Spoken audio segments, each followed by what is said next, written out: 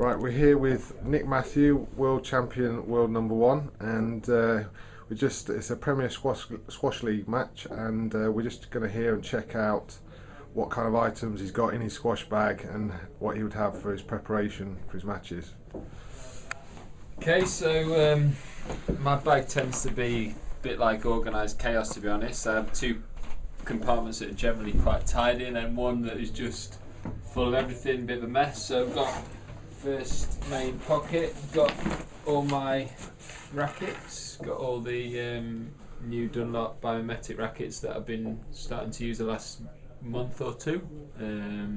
How many rackets have you got in here? I always take at least 5 or 6 to a tournament, so I always get them strung up brand new before I go there by my dad. I always get a racket strung at 27 pounds, and I'm a bit funny with 27 pounds different all around the world, so I always get my dad to do them on the stringing machine that I know. I'm a bit funny like that. Always get my Dunlop grips, and yeah, I like stencils, important, otherwise Dunlop send me a nice hefty fine if I don't have my racket stenciled, and that's about it in there. Got my little black book that I keep track of everything, all my notes on my opponents and stuff. So you keep notes on the opponents? Just a few little pointers on the couples, yeah, because you know you play them plenty of times, so keeps things fresh. Yeah.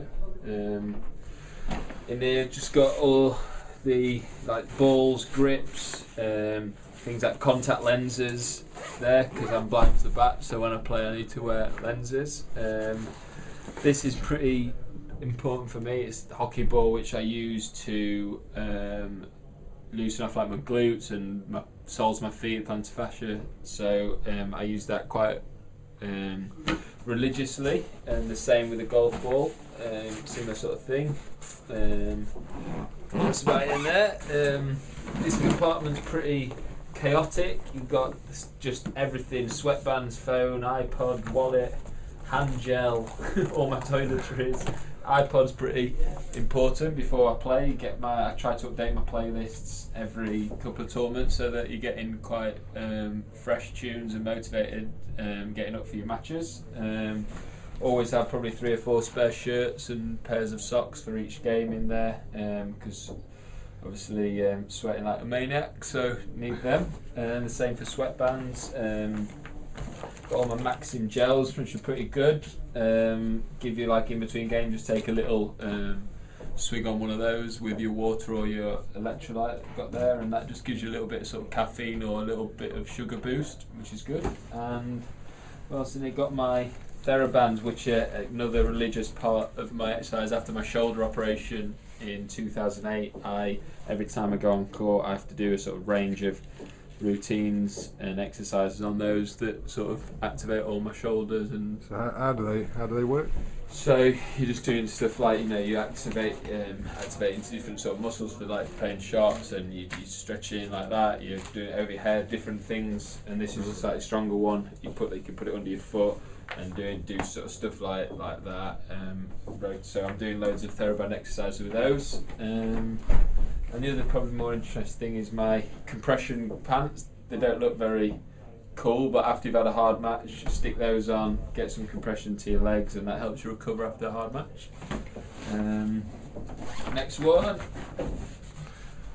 This is the biggest racket bag in the world because it's Dunlop. So I've got my shoes. I always have two pairs of shoes with me. I've got one on, the other pair in here. I always have 2 pairs worn in ready, so that if anything happens, or during the match lace snap, or something happens to sole a bit slippy one day or whatever, then you've got 2 pairs that are ready to go. Sometimes you get wet if you've had a hard match. And skipping rope, which is pretty straightforward. Do a lot of sets of skipping before I play. So obviously this is a bag for Premier Squash League, but does it vary much if you go away to tournaments? Yeah, obviously if I'm away at a tournament, always take, obviously you've got more shirts. If you're playing sort of in humid environment, you need to bring up plenty of match kit, hoodies if you're playing in somewhere cold in the AC. Obviously recovery drink, I always make sure I have in there, because that's important always to get your bit of protein in straight after you've played, within half an hour of playing. That's the most important thing, so always have a recovery drink in there. Yeah, I've got a little pocket here again, like bits of tape, spare shoelaces, heart rate monitor, a tennis ball that I use sometimes for sort of little warm-up drills, and that's it really. And usually things can get a bit smelly in there. It's good that you saw it before the match, because afterwards it can have a lot of dirty kit in there, so you saw it when things are fresh. So for any sort of aspiring junior or club players, or anything that you would sort of like, tips that you would suggest for their bag? Yeah, I mean, as I say, my bag's pretty much the same if I go for training or a big match. You know, always sort of prepare as if you're going to be playing the World Open final. When you go down to practice, you know, all your rackets are sort of, you got a good supply of rackets, they're all strung up well, you know, you've got plenty of supplies of balls, grips, just so that if anything goes wrong, you're well stocked really, and you're not one of these guys that's like bugging you every 2 minutes for a pair of scissors or a spare grip or a spare ball or something. You know, come prepared, and you won't go too far wrong. Excellent. And there we have it. So that's Nick Mathew, the current world number 1 world champion, and he's given you an insight to what's in his rather large Dunlop bag. Thanks, Nick.